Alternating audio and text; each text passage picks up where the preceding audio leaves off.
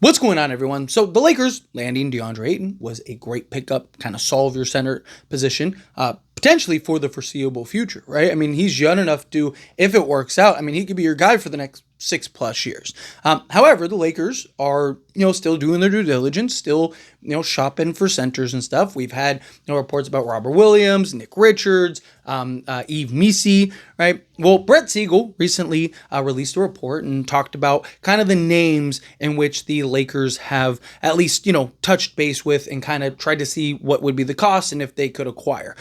So according to Brett Siegel, LA has made several calls around the league when it comes to feeling out the trade market for centers. Names that Lakers have expressed interest include Nick Claxton, Walker Kessler, Nick Richards, Robert Williams III, Yves Missi, Wendell Carter Jr., and Goga Bitsa, right?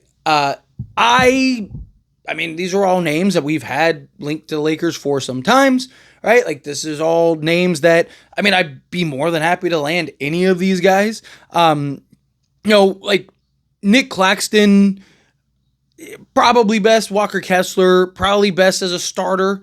Goga, I think Wendell Carter Jr., Missi, Robert Williams. I think those you could be your backup and kind of get away with it and have like I like the idea of Wendell Carter Jr. because he could play the 4 or the 5, so you can kind of have that versatility out there. Or you could run Ayton and a Wendell Carter Jr. at times. I really actually kind of like the idea of Wendell Carter Jr. But Lakers, again, trying to do the due diligence. I'm glad. Right?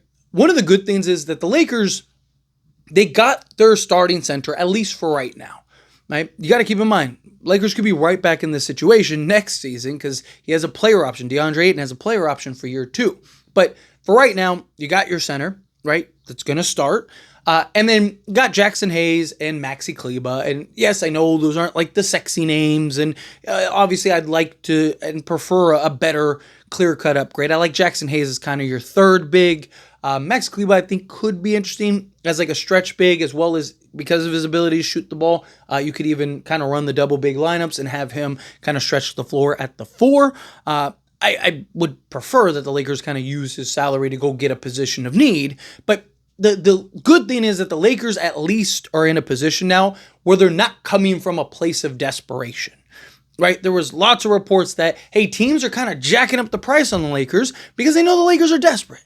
They know that the Lakers need a center, and so guess what? You got to pay to play.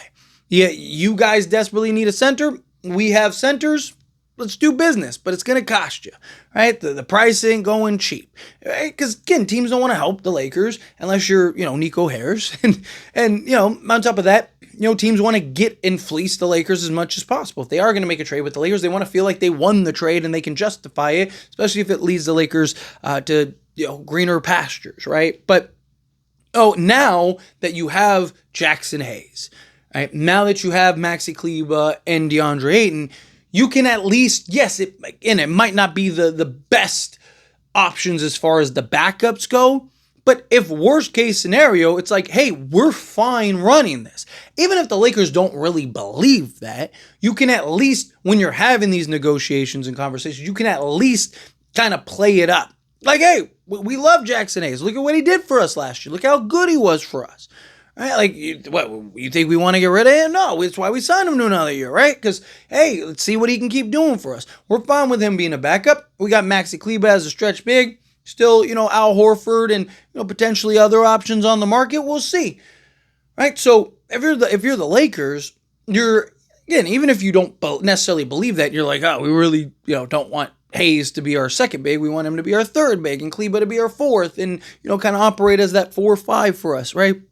You still want to present it to the outside world.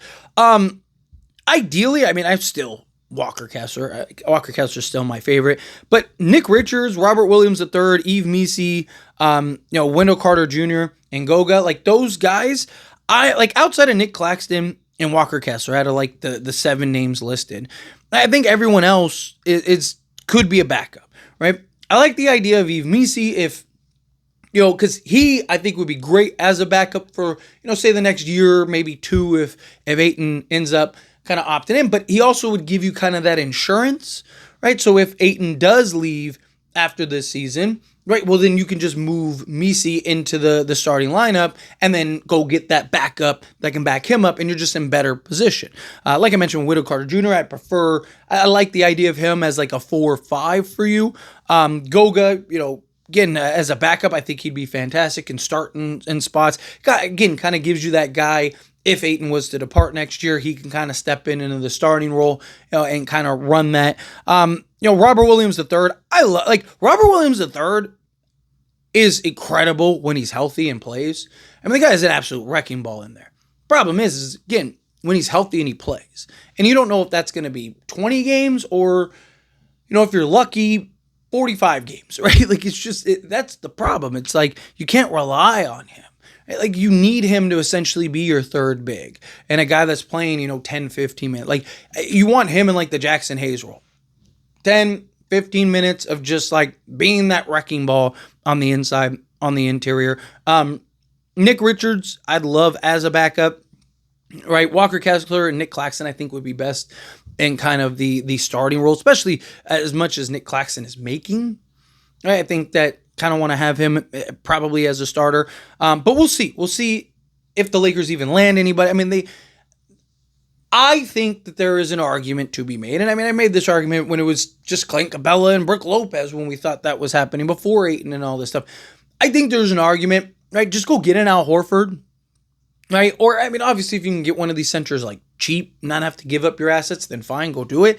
But the prices are still probably going to be a little higher, like 3 months from training camp. So, you could take your time. You don't have to rush. And if the prices drop, then fine. But I'm okay with the Lakers kind of making, signing out Horford if you can, or just bringing in somebody else, or just kind of leave it as is right now. Go solve the wing issues, right? Get that resolved, get that worked out, and then go, and if you can, maybe pull off a center if you have anything left, right? And also, if you kind of only have like what you have left, because right now teams are looking at it as like, okay, well, they got Connect, they have Furt, we got to try to pry that from. But if you trade for Andrew Wiggins and you trade for, Herb Jones, right? Like, just names that are coming to mind. You trade for those two guys, and it's like now all your assets are dried up, and it's like, well, we don't have those assets, but what we can do is we can offer you expiring so you can get off of this guy, right? Would you rather that, or would you rather have him, or a Gabe Vincent? You're short on guard, so like things like that.